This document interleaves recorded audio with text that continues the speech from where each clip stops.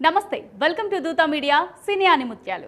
Heroine ఎలా ఉండాలంటే అభినయంతో పాటు ఆకర్షించే ముఖం, అందంతో పాటు అలరించే నవ్వు, తీరైన శరీర సౌష్ఠవం, సన్నని నడుము, స్లిమ్ పర్సనాలిటీ, సింపుల్గా గ్లామరస్ అపియరెన్స్ అని సదరు సినీ ప్రేమికుడు కోరుకుంటాడు.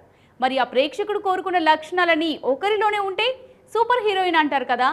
అటువంటి హీరోయినే మన వాణి విశ్వనాథ్. 80s ప్రేక్షకుల కళల రాకుమారిగా వెలిగిన రాణి మన వాణి. తెలుగు, తమిళ, మలయాళ, కన్నడ చిత్రసీమను ఏలిన నాయకి. మంచి శరీర సౌష్ఠవంతో సెక్స్ అప్పీల్ కలిగిన వెండితెర క్వీన్ వాణి విశ్వనాథ్ గురించి నేటి సినీ అనుముత్యాల్లో తెలుసుకుందాం. వాణి విశ్వనాథ్ 1971 మే 13న త్రిశూరు జిల్లా బల్లూరులో జన్మించారు. తండ్రి విశ్వనాథ్ మంచి జ్యోతిష్కుడు కావడంతో సినీ పరిశ్రమకు చెందిన అనేక మంది ఆయన వద్దకు వస్తుండేవారు. సినిమాలకు ముహూర్తాలు పెట్టడంతో పాటు వ్యక్తిగత జ్యోతిష్యం కూడా చెప్పేవారు విశ్వనాథ్.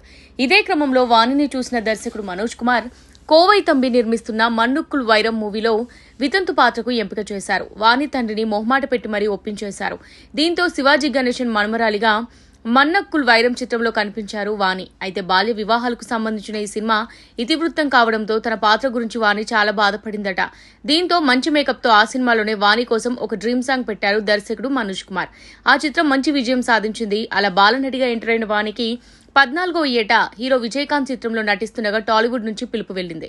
హీరో జగపతి బాబు ద్విపాత్ర అభినయం చేస్తున్న క్రైమ్ చిత్రం సింహస్వప్నంలో హీరోయిన్ గా ఛాన్స్ లభించింది. వి మధుసూదన్ రావు దర్శకత్వంలో సీనియర్ నటులు కృష్ణరాజు, జయసుధతో కలిసి తన పాత్రకు ప్రాణం పోశారు వాణి. తర్వాత కె రాఘవేంద్రరావు దర్శకత్వం వహించిన ఘరానా మొగుడు చిత్రంతో గ్లామర్ హీరోయిన్ గా మెప్పించారు. ముఖ్యంగా మెగాస్టార్ చిరంజీవితో కిటుకులు, తెరిసిన చిటపట చినుకులు పాటలో డాన్స్ తో కుర్రకారును మత్తెక్కించారు. ఎంఎం కీరవాణి అందించిన బాణీలు ఇప్పటికీ అభిమానుల గుండెల్లో మోగుతూనే ఉంటాయి. 1992 ఏప్రిల్ 9న ఈ చిత్రం బాక్సాఫీస్ వద్ద విడుదలై ఏకంగా 10 కోట్ల డిస్ట్రిబ్యూటర్ షేర్ను వసూలు చేసిన తొలి తెలుగు చిత్రంగా నిలిచింది. ఈ సినిమాతో వానికి గ్లామర్ క్వీన్ గా పేరొచ్చింది. తర్వాత దాసరి నారాయణరావు దర్శకత్వం వహించిన నా మొగుడు నాకే సొంతం సినిమాలో మెరిశారు. మోహన్ బాబు, జయసుధ, శరత్ బాబులతో కలిసి సందడి చేశారు. అలా తెలుగులో తన సక్సెస్ ను కొనసాగిస్తూ శ్రీ విష్ణు పిక్చర్స్ బ్యానర్ కింద ఎం కృష్ణ నిర్మించిన మా ఇంటి కథ చిత్రంలో మోహన్ బాబు సరసన చేశారు. తర్వాత మెగాస్టార్ చిరంజీవితో మరోసారి జతకట్టారు. కె మురళీ మోహన్ రావు దర్శకత్వంలో వచ్చిన కొదమసింహం సినిమాలో చిరు సరసన చేశారు. జపం జపం జపం కొంగ జపం అంటూ కుర్రకారును మరోసారి కిర్రెక్కించారు. ఈ సినిమా మరో సూపర్ హిట్ అందుకుంది. ఈ cinema hunters of the Indian treasury అనే పేరుతో ఇంగ్లీష్లోకి అనువదించారు. దీంతో ఇంగ్లీష్ భాషలోకి అనువదించిన మొట్టమొదటి దక్షిణ భారత చిత్రంగా కొదమసింహం నిలిచింది. తర్వాత ప్రేమ చిత్రం, పెళ్లి విచిత్రం సినిమాలో హీరో నరేష్ సరసన నటించారు వాణి.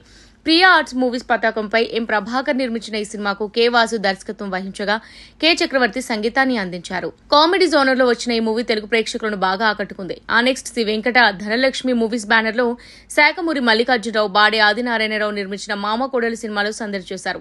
The legend director Dasari Narayana Rao దర్శకత్వం వహించిన ఈ మూవీలో దాసరి నారాయణరావు, కోట శ్రీనివాసరావు, రమేష్ బాబుతో పోటీ పడి మరీ నటించారు వాణి విశ్వనాథ్. తర్వాత జంధ్యాల దర్శకత్వంలో తెరకెక్కిన లేడీ స్పెషల్ చిత్రంలో నటించారు.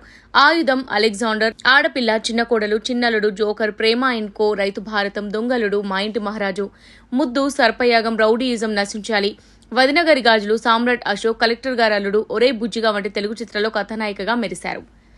ఇలా టాలీవుడ్ లో మంచిగా కెరీర్ టాప్ గా కొనసాగుతున్న వాణి విశ్వనాథ్ కు 1995 తర్వాత బ్రేక్ వచ్చింది. దీంతో తమిళ, మలయాళ, కన్నడ చిత్రాల్లో బిజీ అయ్యారు వాణి. లేడీ ఓరియంటెడ్ సినిమాల కోసం గుర్రపు స్వారీ స్టంట్స్ కూడా నేర్చుకున్నారు. లేడీ అమితాబ్, విజయశాంతి తరహాలో అనేక చిత్రాలు చేశారు.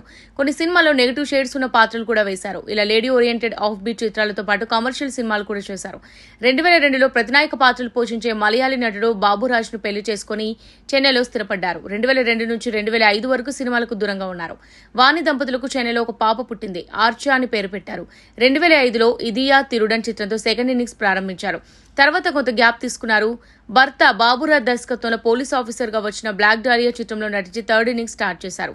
తర్వాత టాలీవుడ్ లోకి రీఎంట్రీ ఇచ్చారు. బెల్లంకొండ శ్రీనివాస్ హీరోగా, బోయపాటి శ్రీను దర్శకత్వం వహించిన రొమాంటిక్ యాక్షన్ డ్రామా జయజానకి నాయక చిత్రంలో ఒక ప్రత్యేక పాత్రలో నటించారు. ఇప్పటికీ తన అందంతో గ్లామర్ స్టార్ గా, స్టంట్ క్వీన్ గా రాణిస్తున్న వాణి విశ్వనాథ్ వెండి తెరపై మరిన్ని పాత్రలు చేయాలని మనస్ఫూర్తిగా కోరుకుంటూ నేటి సినీ అనుముత్యాలకు సెలవు తీసుకుందాం.